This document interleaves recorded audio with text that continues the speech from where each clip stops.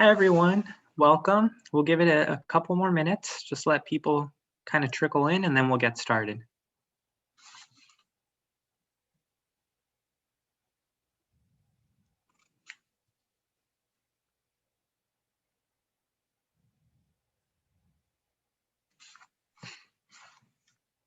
We'll give it one more minute, and then we'll get started.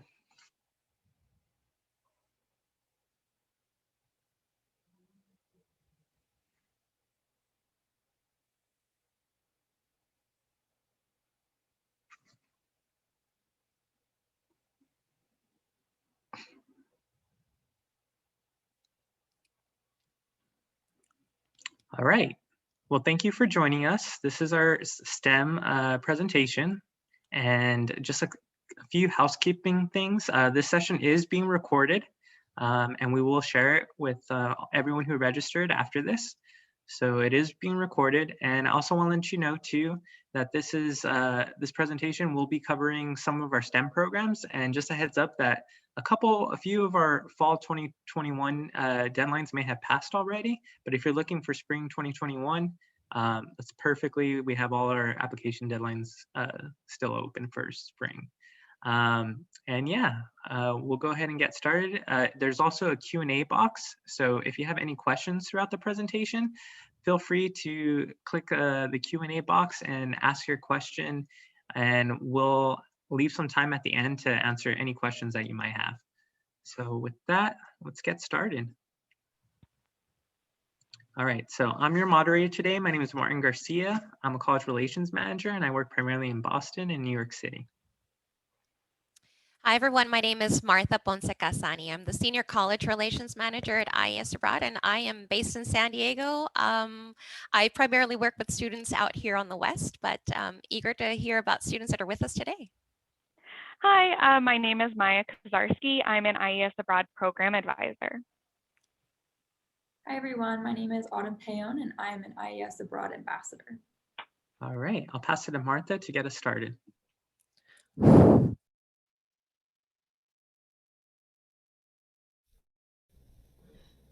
Welcome again, everyone. So just a bit about Ies Abroad before we dig in. We are a not-for-profit study abroad organization that was founded in 1950. Our programming began with our first ever center in Vienna, and we have since grown to a wide variety of study and internship options for the fall, spring, and summer terms, and a few January term programs as well. Ies Abroad is comprised of over 260 colleges and universities across the country, which forms our academic consortium, and we have a wide network of alumni spanning over 150,000 individuals. We also understand that funding is an important part of your decision-making process. That's why Ies Abroad offers over $6 million in scholarships and aid annually. With over 70 years of experience, we're here to help you find the best program for you and to make study abroad the educational adventure of a lifetime. We're proud to be an organization that believes that study abroad is not just for a specific type of student. It's for everyone, no matter how they identify. Over 10 years ago, we launched our initiative to diversify education abroad, IDEA, in order to address the relatively low participation of underrepresented students in study abroad.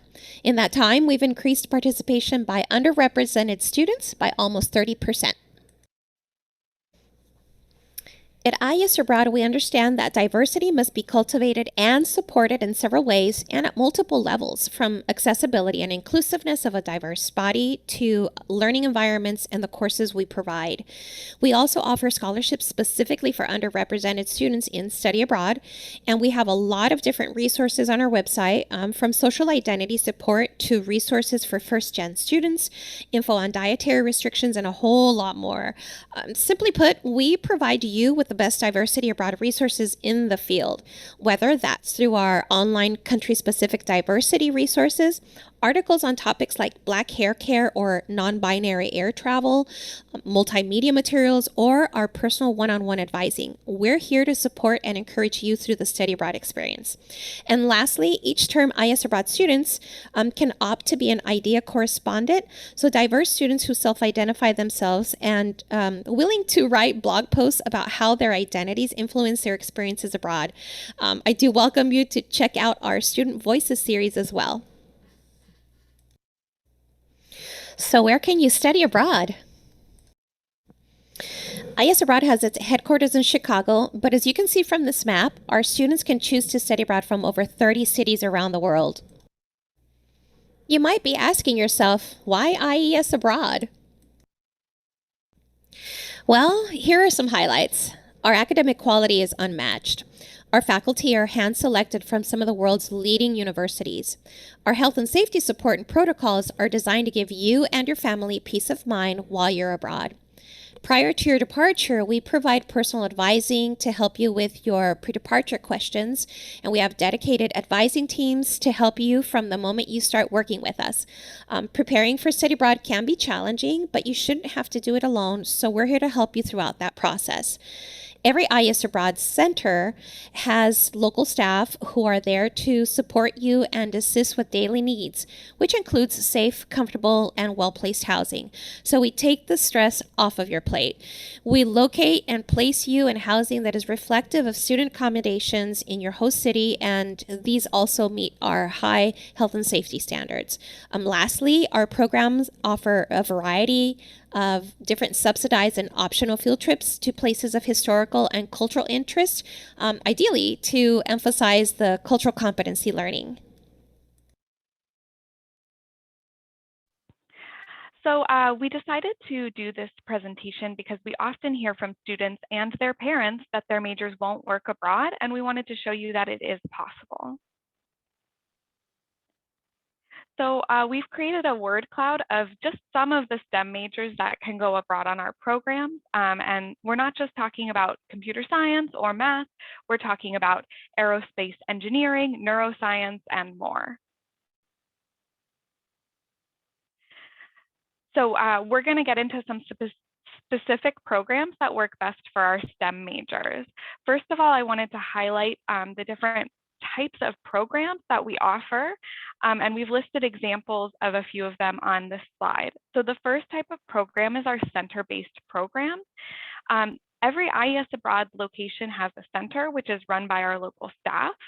Students on these programs take classes at our centers with other study abroad students, primarily other Americans. While we have staff to support students on all of our programs, this is probably the one with the most touch points, as students who need help can access it within the same building where they take their classes. This is also probably the easiest program to navigate academically, as all IES Abroad courses are listed on our website along with syllabi. The second type of program is a hybrid program. So it's like halfway between our center-based programs and our third type, which is direct enrollment. On a hybrid program, students take some classes at the IES Abroad Center and others at a local partner university. This means that they have the potential to take classes with locals as well as their fellow study abroad students. Next slide. So the third type is the direct enrollment. As you can see, we've listed some examples of this type of program along with the general subject areas that they offer. As you might infer by the name, direct enrollment programs are programs where students directly enroll in our local partner universities. These students take all of their classes with locals. These programs also tend to provide more breadth of courses and subject areas, which can be particularly important to STEM majors. In many cases, students will stay in the university's housing rather than IES Abroad. This allows for more of an immersion experience than the other two program types. However, direct enrollment students are still supported by and have access to our center staff. Next slide. So we want to get into the curriculum, the academic side. We understand that for most majors, course selection is a make or break process. So we've listed here a couple of examples that our students have taken abroad. Please note that this is a very short list. If your major isn't there, no worries. We've had students take really interesting courses like chaos and fractals or vertebrate zoology. So on the screen, you can see examples of how you might look for courses on our hybrid and direct enrollment programs. As you can see, each partner university displays their courses differently, and some may be easier to navigate than others. For these programs, you will likely have to reach out to your IES Abroad program advisor, someone like me, for help, especially if your academic advisor needs to see a syllabus before approving a course. We recommend that students look for courses early on in the study abroad process and for more courses than they need. This way you will have peace of mind that you actually can study abroad instead of just hoping for the best. We also just wanted to quickly mention that academic experiences aren't limited to the classroom. Depending on which program you attend, you may be able to do a part-time internship or a community-based project.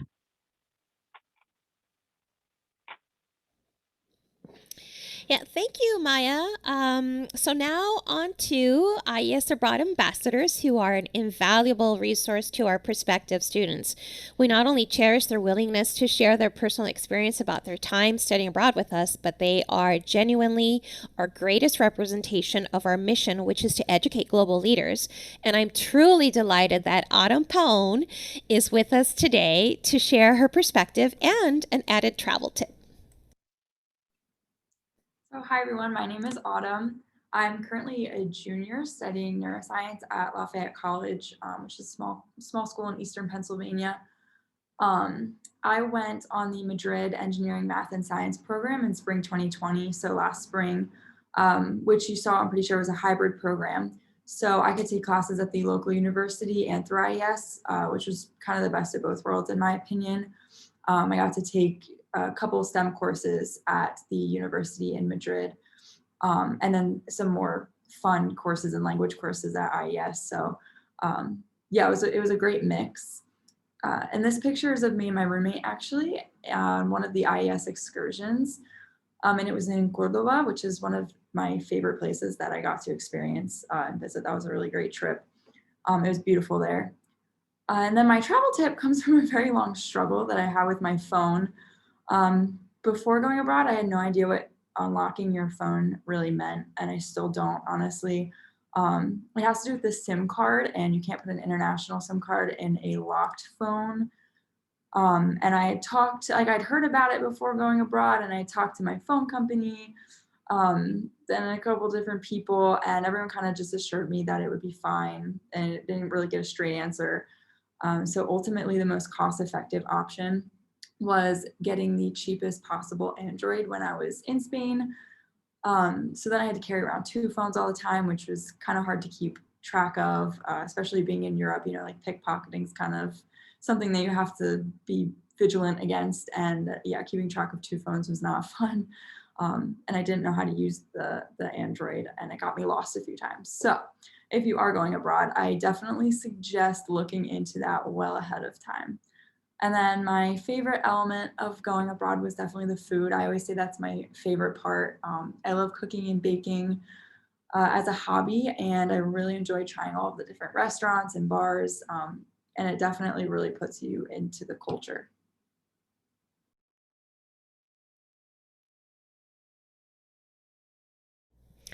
So by now you're probably wondering, how do I get there? Okay, so first things first, reach out to your advisors at your home school, both your academic advisor to help you plan study abroad into your degree requirements and sort out what you're going to need to take while you're abroad, and your study abroad advisor to learn about the process for applying through your school. Then when you're ready, you can go ahead and apply through the Ies Abroad website. There are a couple of steps involved, so be sure to review all of our eligibility requirements and keep an eye on the deadlines. Make sure you start a few days before that deadline. If you need help along the way, again, we're always here to chat and answer any questions. So please don't hesitate to give us a call or send us an email. Now that you're ready to start your research and learn more about Ies Abroad programs, we have a ton of resources for you to check out. Our Ies Abroad ambassadors, like Autumn, are available to answer questions about their experience abroad. They know all the ins and outs of studying abroad and want to help you throughout that process. We know that study abroad is going to be a life-changing experience, but don't just take our word for it. Go ahead and read firsthand accounts from our students on Ies Abroad programs throughout the world. We have our Ies Abroad correspondents who are on site sharing stories, videos, and a lot of in-the-moment pictures. Again, our staff are always there to help. Our advisors who will help you through the process and take all the guesswork out of your preparations. And of course, get social with us. Our centers send regular updates from their cities rather, and we'll also send reminders about deadlines and other things to help you stay on track. So definitely reach out to us.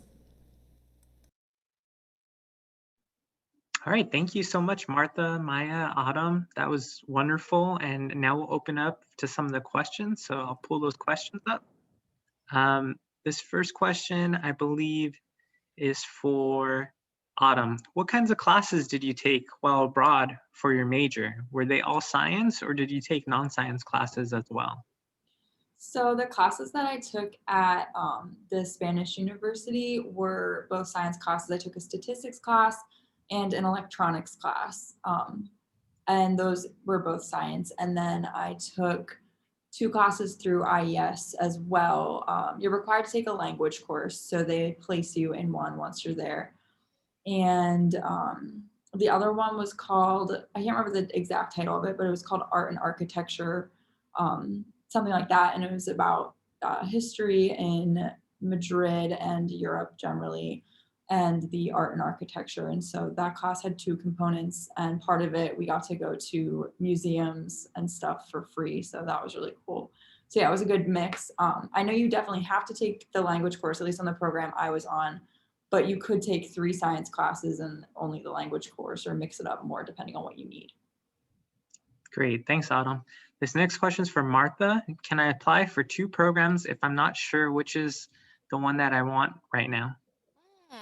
That's a great question. Our application does allow students to indicate a second program of choice, but we can only consider applicants for 1 program at a time. The second program of choice is really there on the application so that we can discuss alternative program options that you might already have in mind. Also, I should add that we do not have an application fee, and you are under no obligation to complete the application if you change your mind, but we hope that won't be the case. Obviously, we want nothing more than to have you abroad with us. Perfect. All right, I'll pass this next question to Maya. Maya, how many classes or credits can I take while abroad? That's a great question. So on Ies Abroad programs, you are required to be a full-time student. So for our semester programs, this is generally 15 to 19 credits. This can vary in terms of number of classes depending on which program you're on. So like we heard from Autumn, her classes ended up being 4 credits each. So she ended up taking 4 classes for 16 credits. On other programs of ours, some of the classes are 3 credits, and so you may end up taking 5. Perfect. Thanks, Maya. This next question is for Autumn again. Did you get to meet a lot of local students, and did you have enough time to travel and do other things, even though you were taking your STEM classes? And then they also said, sorry about your phone problems. Thank you. I appreciate it. Yeah, so with taking classes at the local university, I was able to meet quite a few students at the Spanish university. I didn't live there. I lived in an apartment with other IES students, so they were all American.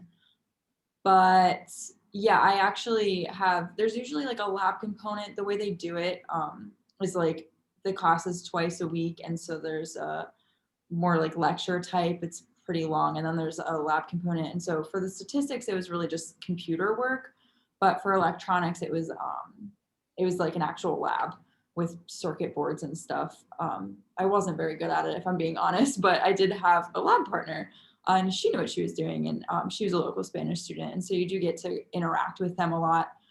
And then in terms of traveling, I had plenty of time to travel. It was harder for me to plan because I didn't really know how to navigate the website. And so I registered for the electronics class, and the lab was Friday night, which is a terrible time to have a class. If you're trying to travel. That was my own fault. And it wasn't every week. It was just like some weekends I was like, yeah, can't go until at least, a red eye or Saturday morning. So definitely make sure you figure out how exactly to see what times the classes are and on what days they're on, because it was on the website. I didn't find it. So that was my own fault. But other than that, I did have plenty of time to travel. The biggest hindrance with the traveling thing was the coronavirus when I got sent home. So that was the big part. But I did have a big Holy Week trip planned that had 3 countries involved. So it's definitely very doable with the STEM classes. Great. Thanks for sharing, Autumn. This next question is for Maya. Maya, is there a particular year of college that is better for study abroad if I'm a STEM major, or do I just need to ask my advisor? Yeah, so ultimately, I think asking your advisor is the smart way to go. I think certain majors will actually have, or departments will have recommendations for their majors. Junior year tends across the board to be a time when a lot of students study abroad, but you may actually find that for your major, your second semester of your sophomore year suits you better. So it's definitely something that I would talk to your advisor about. Perfect. Thank you, Maya. All right. Looks like I have one more question, but if anyone else thinks of anything and wants to drop in the Q&A, feel free to do that. Otherwise, this question's for Autumn. How did the instruction/assessment style differ between the local university and the Ies Abroad Center courses? Was one more challenging than the other, or how did they compare? That's a great question. So at the Spanish university, like I said, it was like the 2 classes, and one component was more interactive and application, while the other component was lecture. With the IES classes, the language class was really just kind of like any college language course that you would take. It was fun. And it was all in Spanish, so that was the different part. My STEM classes, I didn't specify this before, my STEM classes were all in English, which is, I think, a requirement unless you can prove you're fluent, because it would be very difficult. I took quite a few Spanish classes before going to Spain. I was pretty intermediate, I would say. So yeah, the class was just, that class was fun. The other one for IES was structured pretty differently because of that component that took us to museums and to see the architecture around Madrid. So that one was structured probably more like the classes at the Spanish university, because it had the lecture component in the beginning and then that interactive part at the end, but it was in the same day. So that was the difference. So yeah, between IES and the classes at the Spanish university, I would say they're pretty similar, honestly. They didn't differ too much, other than the fact that your instructors with IES are just a little more available, because that's more their job. But yeah, they were kind of similar. It differs a lot from my education here in the United States, because of all the reasons I just said. But between IES and the Spanish university, it wasn't too different. Perfect. Thank you so much for sharing, Autumn. We really appreciate, really appreciate it. I think that's all our questions. Martha, do you want to say anything? Just final remarks? Actually, if we have a little bit of time left, I'd love to hear Autumn's experience in living in Madrid. Ies Abroad has different types of housing accommodations, and I'm wondering if she could share a little bit about that as well. Yeah, so I always knew I wanted to go abroad. Like in high school, I always thought, like, when I go to college, I'm definitely going abroad. So it was something that I was really set on, and I always thought that I would do a homestay, just because that was like the norm. That's what I thought. But something was kind of drawing me to do an apartment and like put that as my first choice when I was applying. And I feel like I'm a pretty independent person. And even when you're in homestays, it's very like in and out. It's not like, it's kind of like the same deal, but I don't know, in terms of like meal times and making my food and all that kind of stuff, I was like, I kind of want to do that. And so I lived with 5 other IES students on the same program. And the apartment was a lot bigger than we thought it was going to be. Because when we heard, 6 girls in one apartment, we're like, oh, this will be fun. And they told us originally there was only 1 bathroom, but there turned out to be 2 bathrooms. One was a lot smaller, but it still had a shower. So that was great. The common area was enormous. And there were 2 singles and 2 doubles. Yeah, so that was great. The kitchen was a little small, but that was my only complaint. The apartment was like beyond what I was expecting. Yeah, so that was really awesome. And then I like, cooking for myself and stuff. And then the times that I didn't, I would go out to restaurants and stuff, like I said. Yeah, so that was one aspect that I did the grocery shopping, obviously, like for myself. And so that was something to navigate that if you were in a homestay, you wouldn't have to. And then the commute from, I lived like probably the furthest away, I think, that any IES student lived from the campus, but the IES center that I took those classes at and then the Spanish university were really close to each other. So the commute was really long, like about an hour, but they were really close, like 5 minutes apart. So yeah, so living was honestly great. It turned out better than I thought it was going to be. My roommates were all very nice. I didn't know any of them beforehand, so yeah. Yeah. Madrid is such a large city. Was it difficult, Autumn, to sort of learn to navigate the metro? I know that's sort of the lifeblood of the city in terms of getting around. Yeah. How did you guys deal with that? So for the metro, I'm a terrible example for this, honestly, because I'm from a very small town in Pennsylvania, and like I've been to Philly, I've been to New York. I don't think I ever used public transportation in either of those cities, because I'm close enough to drive to them. So going to Madrid, it's actually like they like really brag about their public transportation system because it's one of the best like in the world. It's very clean and it's very easy to use unless you're me, because I got so lost. Like my first it was one of the first couple of days there because classes hadn't started yet and I had to go to the IES center, so it was like that hour-long commute and I had to go all the way there because it was like the second day of determining which Spanish class you were going to be in, and I ended up like 50 minutes in the opposite direction. And I'm like on my phone trying to figure things out. It was my own fault. Like I was just not, I don't know what I was doing. I just had no experience with it. But once I got the hang of it, it was so easy. And I was really embarrassed that I got that lost to begin with because the metro is so easy to understand. And if you've ever used New York's metro, I hear that it's like absolutely awful, and then you compare it to Madrid and it's like the easiest thing ever. So for me personally, I struggled a little bit, but I think that probably has to do with my upbringing and my experiences before that. But that was the only time. Other than that, I knew exactly where I was going and what I had to do and got the hang of it. And it's really convenient also to have that. And there's not nearly as many cars on the street, which is also nice as like an American city. So Yeah, well, you got a great story too, going the wrong direction. At least it didn't happen every single day. yeah. Yeah, thank you so much, Autumn. I think Thanks. I'm going to wrap it up.